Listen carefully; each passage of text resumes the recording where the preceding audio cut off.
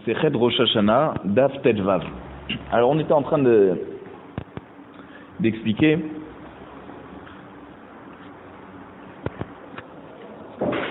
dans quelques lignes avant la fin du Daf Yud Dalet qu'on avait posé un cas sur Rabba bar Avuna. On avait ramené une braïta de Rabbi Shimon ben Elazar qui disait s'il avait cueilli un étrog la veille du 15 Shvat, de tout Bishvat, juste avant la nuit, et ensuite il a cueilli encore d'autres étrogs après la tombée de la nuit, et il les a mélangés, alors on n'avait pas le droit de prélever sur l'ensemble la Trouma et le Maaser Rishon, Maaser Sheni. On n'avait pas le droit. Pourquoi? Parce qu'on n'a pas le droit de faire la Trouma et le Maaser en mélangeant de la nouvelle récolte avec l'ancienne récolte. Or, ici, il a cueilli une partie avant tout Bishvat et après tout Bishvat. Et donc, c'est comme tout Bishvat, c'est le Rosh Hashanah Lailanot, on n'a pas le droit de mélanger. Maintenant, si l'année d'avant, c'était la 3e année, et l'année suivante, c'est la 4e année, alors dans la 3e année, il faut qu'il puisse sélectionner que les fruits, que les étrogim qui ont été cueillis avant tout Bishvat. Ceux-là, ils font partie de la 3e année. Et dessus, il prélève le Maaser Rishon et Maaser Ani, parce qu'on est la 3e année. Et les autres étrogim qu'il a cueillis après tout Bishvat, donc quand on est rentré dans la 4e année, là-dessus, il prélève le Maaser Rishon et Maaser Sheni. Maintenant, la Gemara nous dit dans Daf Tetvav, Man Shamart le de Azel Bater Lekita. Qui c'est qui nous dit que à propos du étrog, on va d'après le moment où on a cueilli, et pas le moment où on a bourgeonné, où ça a bourgeonné? Rabban Gamliel, c'est Rabban Gamliel qui nous dit. Pourtant, Vekatane Shvat. Et pourtant, dans la Braïta, on nous dit que Rosh Hashanah du étrog, c'est le 15 Shvat. Or, Rabba bar Avuna, il nous avait expliqué que d'après Rabban Gamliel, le Rosh Hashanah du étrog, c'est le premier Tishrei comme le légume. On avait comparé le étrog en 3 points à l'arbre et en 1 point aux légumes. Et là, donc, il faut changer les paroles de Rabba bar Avuna. Il faut dire Amar Rabba bar Avuna, Afal Gab de Amar Rabban Gamliel etrog achar lekita kiyarak, Rosh Hashanah shelo Shvat. Donc il faut dire que même que Rabban Gamliel il a expliqué que le étrog, on va d'après le moment où on l'a cueilli, d'accord, par rapport au maaser, comme donc le légume, mais le Rosh Hashanah n'est pas en tishrei comme tous les légumes, merci, il est comme n'importe quel autre fruit en Shvat. Donc le étrog, il a une particularité, c'est qu'on ne va pas d'après le moment où il bourgeonne, l'arbre, pour fixer à quelle année il s'apparente.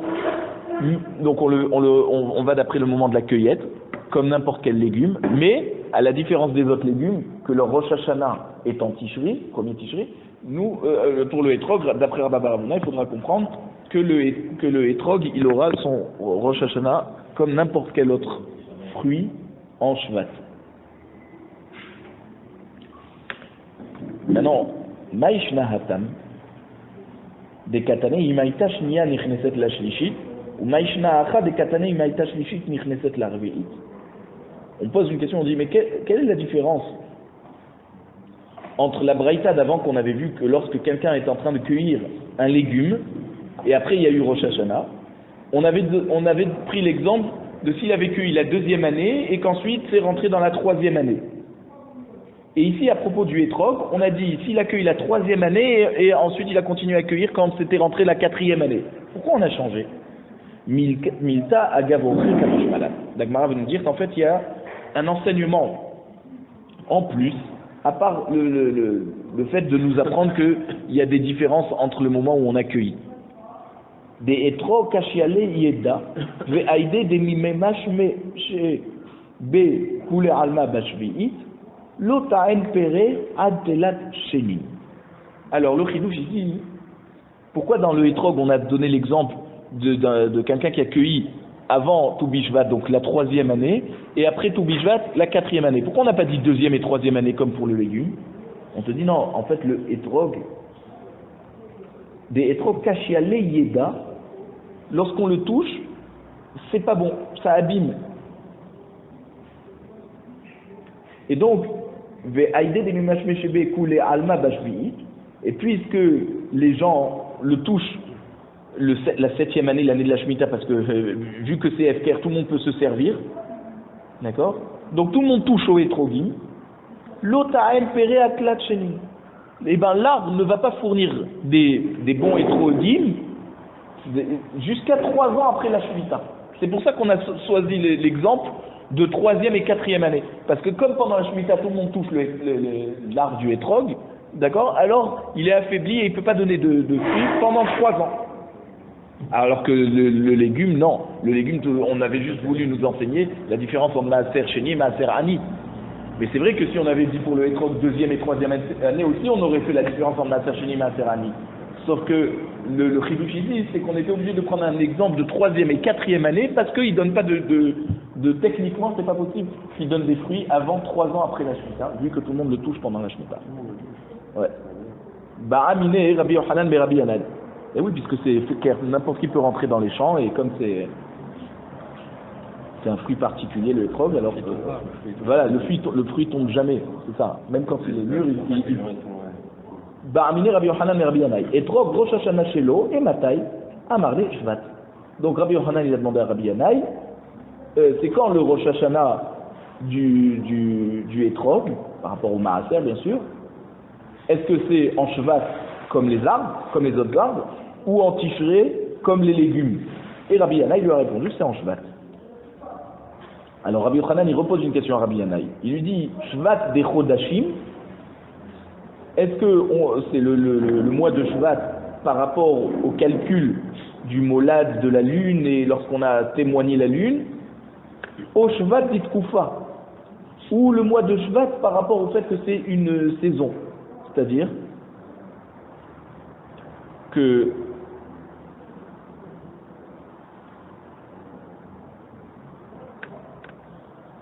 à la différence de la lune qui se renouvelle 12 fois par an, ou 13 fois par an dans une année bissextile, le soleil, c'est 12 mazalot. Et chaque mazal dure 30 jours et 10h30. Et tous les 3 mazalot, ça nous fait une saison. Donc il y a 4 saisons par rapport au soleil.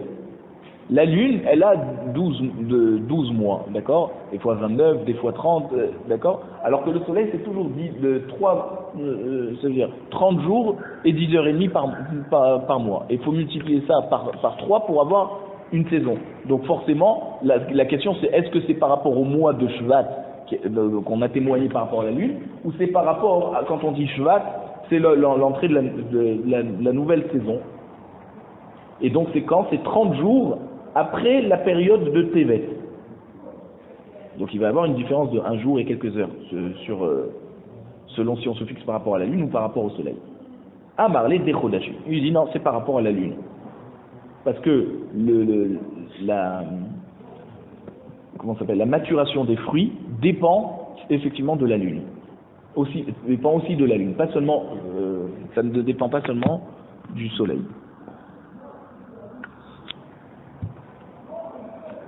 Ba'amine Rava mais Rav Nachman.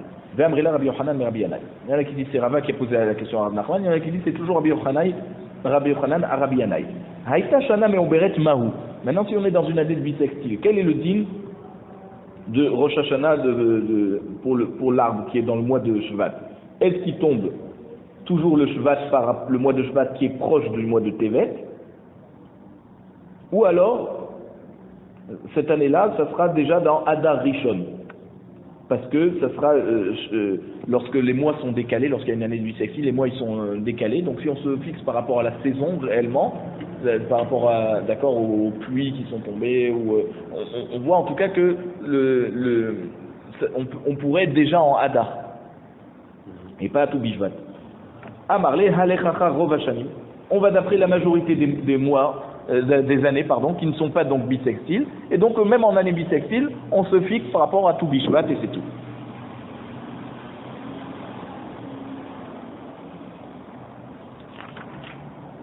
Amarba, etrog bat shishit shenichnesa la shvi'it. Donc un arbre de etrog qui a bourgeonné pendant la 6e année, et les fruits ont été cueillis pendant la 7e année, donc la Shemitah. Ptura mina maaser. On n'est pas tour du maaser. Ou ptura mina bi'ou. Et aussi, on n'est pas tour du bi'ou. C'est quoi?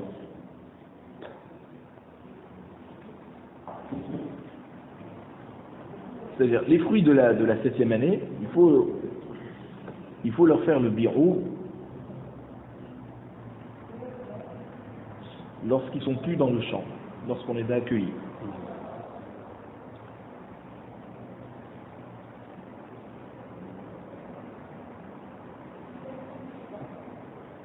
On avait dit pour la BMA et la Chaya, toute la récolte, elle peut la manger. C'est-à-dire, tant qu'elle la mange dans le champ, d'accord? Tant que la bête sauvage mange dans le champ, alors tu peux donner à manger à tes animaux à la maison. Mais s'il n'y en a plus dans le champ, alors il faut brûler ces fruits. Et c'est des endroits particuliers. À Yehuda, Eveira Yarden et Galil.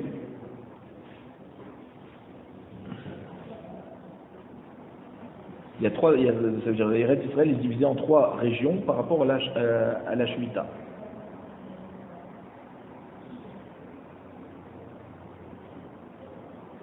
Et donc, on dit qu'on n'est pas tour du biour. Pourquoi? Parce que c'est pas des fruits qui ont grandi pendant la Shemitah. Pourquoi? Parce que là, on se fixe par rapport au fait qu'ils ont bourgeonné avant la Shemitah. Ou bat shemit shenichnesah la Shemitah. Maintenant, un hétrog qui a bourgeonné pendant la Shemitah et qui a été cueilli pendant la 8e année, ptura b'maaser v'chayevet bebio. On n'est pas tour du maaser, parce qu'on avait dit que le hétrog, bon, il y a deux différentes versions. Hein. Il y en a qui disent que non, on est chayevet b'maaser. En tout cas, dans la Gemara, c'est écrit Ptura b'maaser v'chayevet bebio, donc il faut les brûler parce qu'ils ont grandi pendant la Shemitah. Amarlé Abaye, bish la masefa lechumra, Abaye dit à Rabat, je comprends d'après la sefa de la Braïta qu'on est mahmir.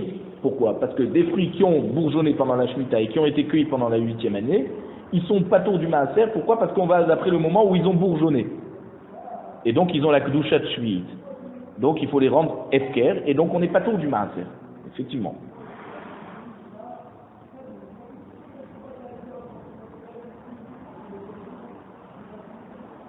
Mais, et la Recha, Ptura minabi'ur, Amaï, mais dans la Recha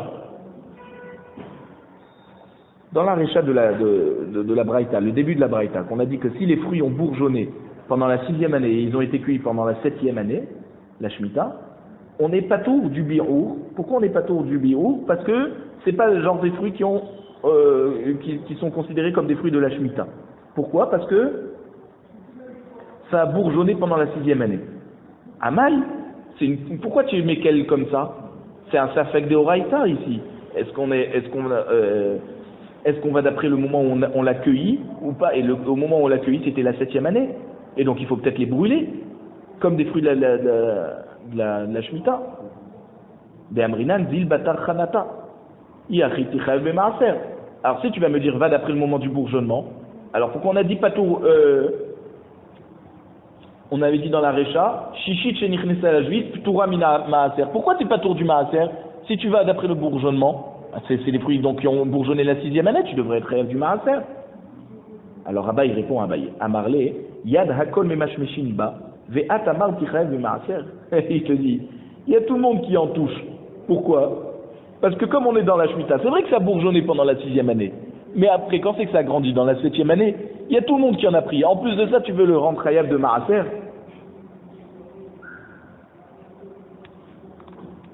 Et c'est efker. Effectivement, c'est vrai qu'ils ont bourgeonné dans la 6e année. Alors tu voudrais les considérer comme des fruits qui ne sont pas de la Shemitah. Mais finalement, quand c'est que tu les accueillis dans la Shemitah, l'année de la 7e année, et or tout le monde en touche. Tout le monde s'est permis d'en prendre. Et en plus de ça, tu veux le rendre chayav de maaser. Rav Hamnuna Amar, Bat Shishit,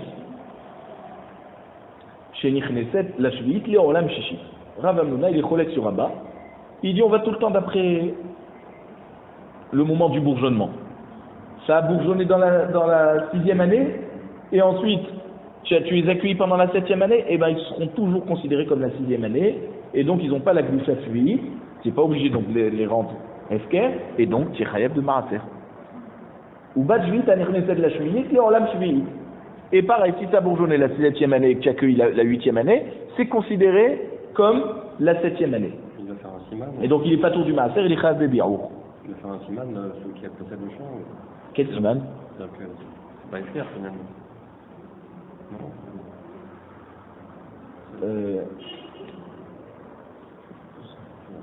Si on considère que c'est pas... Toi, tu parles quand ils ont bourgeonné la 6e année, d'accord.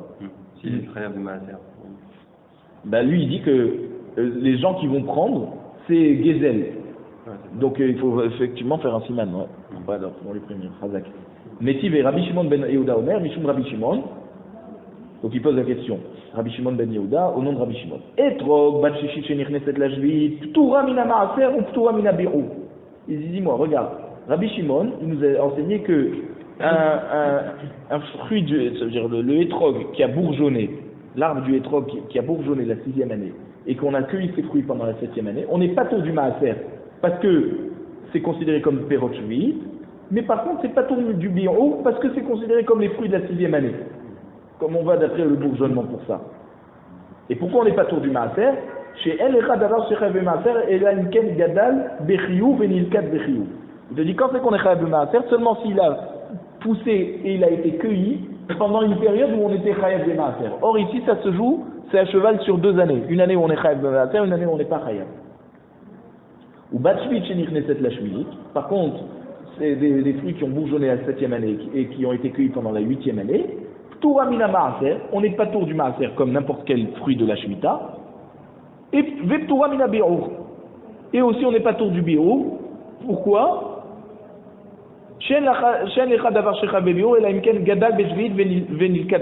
Quand c'est qu'on est chayav de bi'ur, c'est seulement si ça a complètement grandi et cueilli pendant la 7e année. Or ici ça fait que bourgeonner pendant la 7e année et ça a été cueilli pendant la 8e année. Dans le deuxième cas. Alors on te dit Recha Kasha le Rabban Nuna, Sefa Kasha Ben le Rabba, Ben le Rabban Nuna. On te dit la Recha de ce qu'il a dit Rabbi Shimon dans la Braïta, c'est caché sur Rabban Nuna. Pourquoi? Parce que lui il a dit que des fruits qui ont bourgeonné la 6e année, qui ont été cueillis la 7e année, ils sont plutôt de Maaser. Or Rabban Nuna il a dit on est chayav de Maaser. D'accord? Puisqu'on se fixe par rapport au bourgeonnement. Et là c'est pas de la Braïta de Rabbi Shimon, quand il nous dit que des fruits qui ont bourgeonné la 7e année, qui ont été cueillis pendant la 8e année, ils sont pas tour du birou, ça c'est caché. Autant pour Rabba, autant pour Rabban Nuna, parce que les deux ils ont dit on est chayav de bi'ur parce qu'on va d'après le moment du bourgeonnement. Alors on répond Tanaï, effectivement, il y a une marloquette à Tanaïm. Détalia. Amar Rabbi Yossi, Abtulmus et Aïd Mishum Chamisha Zkenim. Abtulmus a. Donc Abtulmus c'était un rab qui avait l'habitude d'enseigner des halachot à Rabbi Yossi. Et donc Rabbi Yossi dit en son nom que ce Abtulmus a eu le témoignage de 5 chachamim qui ont été tous d'accord pour dire Etrog achar lekitato le maaser. Le etrog, on se fixe par rapport à la cueillette pour le chiyuv du maaser. Donc s'il a été cueilli pendant une année, par exemple pendant la 3e année, eh ben on sera chayav de maaser ani. S'il a été cueilli pendant la 4e année, on sera chayav maaser sheni. Verabotenu nimnu be'usha. Et chachamim se sont réunis à Usha, donc c'est là-bas où il y avait le Sanhedrin à l'époque de Rabban Gamliel. Le Nasi, il est parti à Usha avec le Sanhedrin avec lui, donc Rabban Gamliel. Ve'amrou, là-bas ils ont dit Achar lekitato ben le maaser ben lashvi. Donc pour le etrog, on va d'après le moment de la cueillette, soit par rapport au maaser et soit aussi par rapport à la shmita, si on doit brûler ou pas. Donc là, on se fixe toujours par rapport à la cueillette, pas par rapport au bourgeonnement. Donc c'est pour ça que on a des différences d'avis, parce que il y avait une marloquette à Tanaïm. Shvi'it man bekar shemé. La Gemara nous dit la shvi'it, la shmita. Qui c'est qui en a parlé ici? Abtoumous, il a parlé que du maaser. D'accord?